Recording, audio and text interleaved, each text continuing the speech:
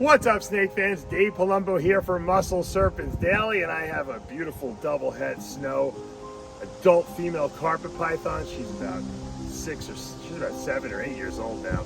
She's probably produced about 4 clutches for me, 5 clutches in her lifetime. I don't know if she's going to go this year or not. She might take the year off, but I want to show you carpet pythons and explain to you the difference, how you can tell a mature carpet python that is ready to breed versus one that is just big and maybe it's not ready to breed. And the key component is right here in this little head, or this big head. You see that big head? That big head tells a lot. We're going to go inside. We're going to take a look at some juvenile carpets. We're going to look at some adult carpet pythons like this big girl here.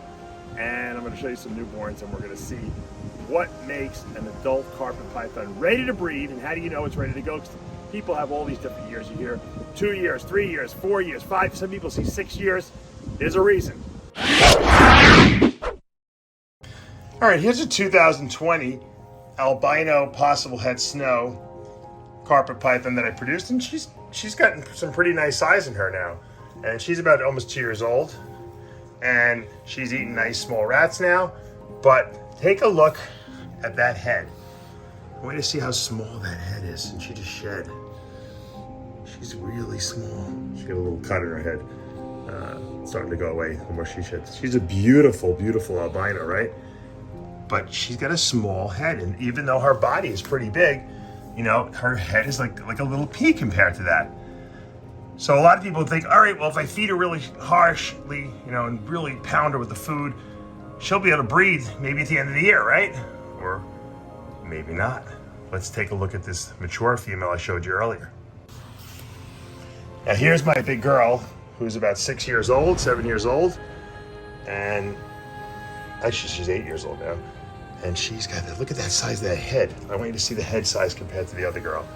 And she's scared. Look at that. Look at that head difference. Massive, massive, mature, big head. You can see the other one in the back. Like a small head, big head. It takes a while for these carpet pythons to get that big, thick, muscular looking head. Look at those, look at the sides right here. She's got like a real big triangle head, and she's beautiful. She's just blowing a little air, but she's a sweetheart, this girl. And it took a long time for her to get like this. I was trying to breed her at about 3 years old, because she was a decent size then, and she wouldn't go. 4 years old, she had her first real clutch from me, and I didn't even get that many. I think I got 1 or 2 like good eggs, and then after that, when she hit that 5-year mark, boom, she was giving me 25, 26 egg clutches. Most of the babies were living and you know, hatching out, and matter of fact, this girl here, this albino girl, is one of her babies. So what does that tell you? It tells you that while carpet pythons can get to a nice size pretty quickly, especially if they're good eaters, they are not necessarily mature enough to breed. Even the males you think, oh, males don't have to be that old, they can be 18 months. Not really. You know, I find that 2.5 to 3-year-old males are the best breeders with carpets. They're not ball pythons, these things. They need a lot of maturity, and it doesn't matter how much you feed them. Matter of fact, if you feed them too much, it could be a negative thing, because they get fat and they get lazy and they don't want to breed. So not like ball pythons, you stuff them with as much food as they'll eat, and they usually stop eating on their own, so they know when they've eaten too much. Not so with carpets. Carpets, you have to be very strategic. That's why I tell people when you first get them, they can be finicky eaters at first when they're little, but it doesn't matter, because you're not falling behind, because it's an age thing. It's not necessarily a size thing. Now, granted, every so often you'll hear about someone getting a female carpet to breed at an early age. Good for them. Yeah, that's luck, but that's the exception. That's not the rule. So, I guess advice to you guys would be very patient with your carpet pythons and grow them up nice and strong. This girl has, you know, she's very lean. She has good body, you know. I guess you could say composition, because she's not very fat.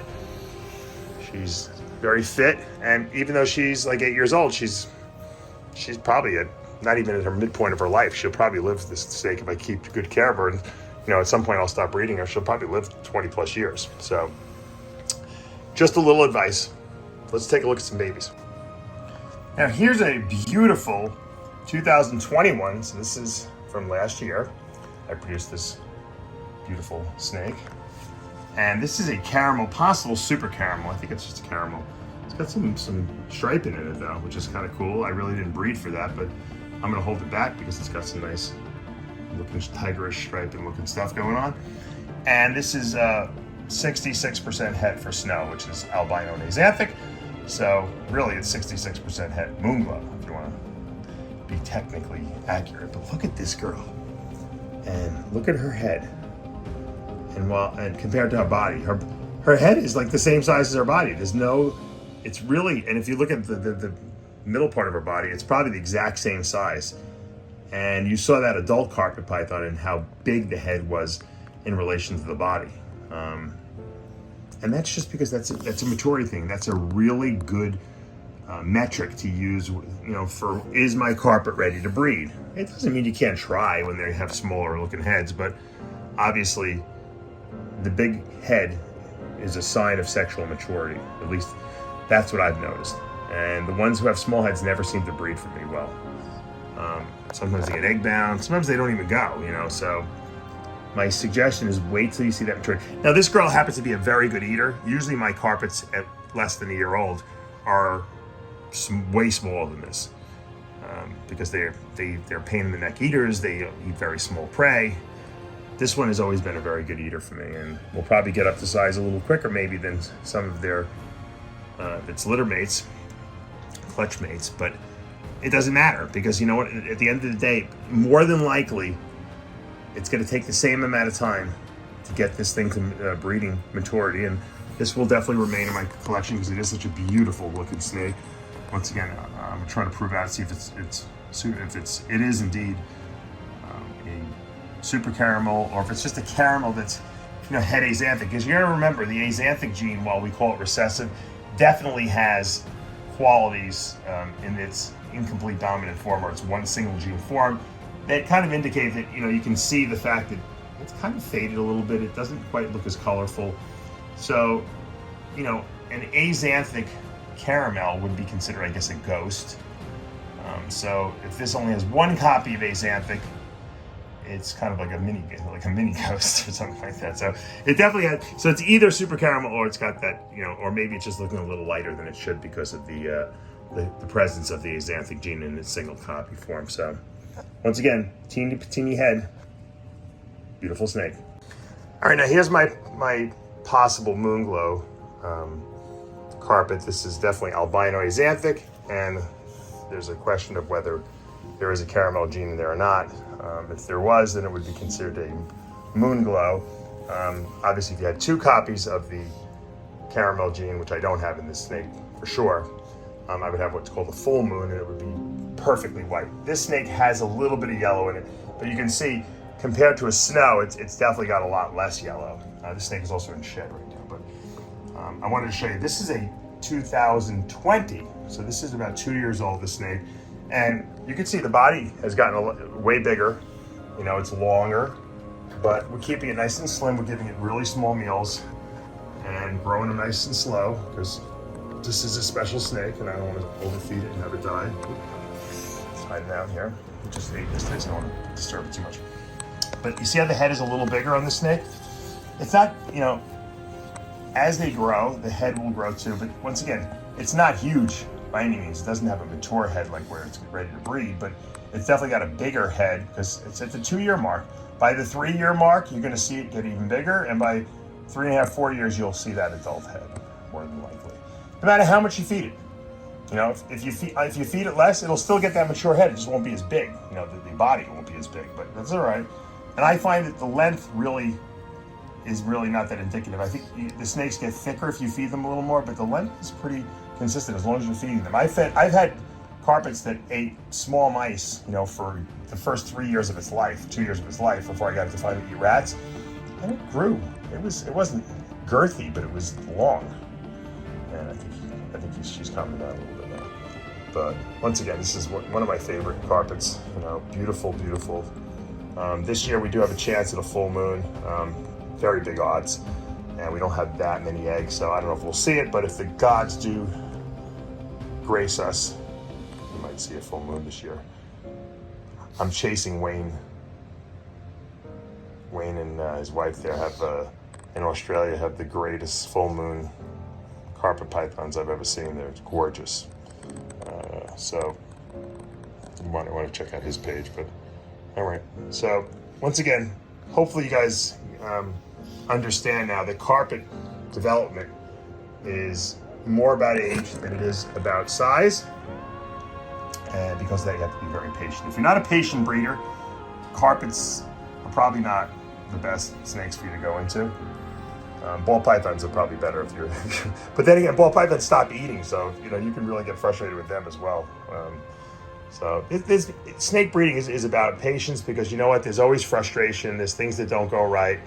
Every once in a while, you get blessed with an amazing odds you hit, or you get a great clutch, and that's what we live for. It's like playing the lottery. You don't win all. If you win if everyone won all the time, it wouldn't be fun, right? Anyway, okay, we're gonna wrap this up. Once again, carpet pythons are a great snake. If you like a snake that moves around, that's arboreal, that likes to climb, they have a really nice personality. If you handle them from when they're babies, they really calm down, and they're really personable snakes.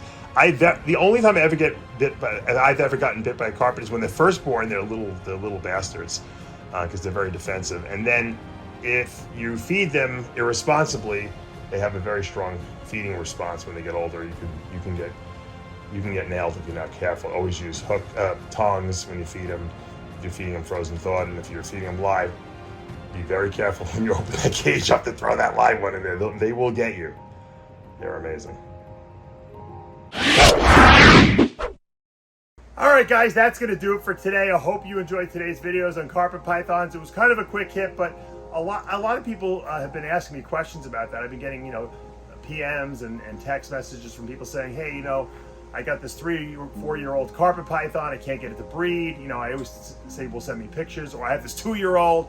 He won't breed. Or I got this 18-year-old male, 18-month-old male. I don't know why he won't breed. They say that he only has to be a year old. It's not true. Okay, with carpets, age is your best friend. The older these snakes are, the better they will breed. Enjoy them as your pets. I always tell people, every year I try to hold back a couple. I just put them on the rack, and I don't even think about them, not till they're like 3 years old. And then I start looking at them and saying, all right, well, maybe next year I can breed them. And I start thinking about who I'm going to pair them to. So you can't rush these things. And once again, head size is really a great indicator. If your snake has a nice mature head, more than likely it's going to breed for you. All right, guys, I hope you're enjoying all this information we're giving you. If you are, make sure you hit that subscribe button, turn on your notifications, hit that like button. I'll see you back tomorrow morning.